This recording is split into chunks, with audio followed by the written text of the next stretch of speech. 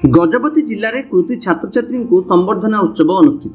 गजपति जिला प्रशासन शिक्षा विभाग तरफ 2026 दशम श्रेणी परीक्षा A1 ग्रेड रे 6 जन प्राप्त कृति छात्र छात्री और जिलार 7टी ब्लॉक शीर्ष 3 जन सफलता अर्जनकारी छात्र छात्री को संबर्धना जणाइबा पई जिला परिषद स्थित आरसीटी भवन रे एक भव्य समारोह आयोजित होइतिला। ए अवसर में गजपति जिला पुनर्बार समग्र ओडिशा रे सर्वाधिक पास हार प्रतिशत 19.3% हासिल करी क्रमागत द्वितीय थर पई राज्य रे शीर्ष स्थान अधिकार समग्र जिले में गर्व और आनंदर परिवेश सृष्टि होता। कार्यक्रम शुभारंभ पारड़ाखमुंडी महाराजा गर्ल्स हाईस्कूल छात्री मान द्वारा परिवेशित मनमुग्धकर उद्घाटनी संगीत माध्यम होता। पर कृति छात्र छात्री को पुष्पगुच्छ प्रशंसा पत्र और स्मृति चिन्ह प्रदान कर सम्मानित कर समारोह में जोग देइथिबा अतिथि माने निज उद्बोधन में कहिथिले गजपति आज केवल एक एस्पिरेशनल जिला नुहे बरं समग्र ओडिशा पई एक इंस्पिरेशन जिला भाव परिचित होइछि। जिलार शिक्षक अभिभावक और छात्र छात्री प्रयास ये अभूतपूर्व सफलतार मूल कारण बोली सेमाने मत प्रकाश करथिले। जिला शिक्षा अधिकारी डॉक्टर मायाधर साहू मार्गदर्शन में प्रयास सुपर 30 द्वारा सफलता हासिल होइतिबारे समस्त अतिथि भूरी भूरी प्रशंसा करथिले। मुख्य अतिथि माननीय सांसद ब्रह्मपुर श्री प्रदीप कुमार पाणिग्राही तांका अभिभाषण में कहिथिले जे गजपति छात्र छात्री माने आज प्रमाण कर दैछन्ति जे परिश्रम श्रृंखला और संकल्प थिले कोनोसी लक्ष्य असंभव नुहे। से आहुरी कहिथिले जे ग्रामांचलर प्रतिभा माने आज राज्य स्तर रे गजपति को गौरवान्वित करिसन्ति।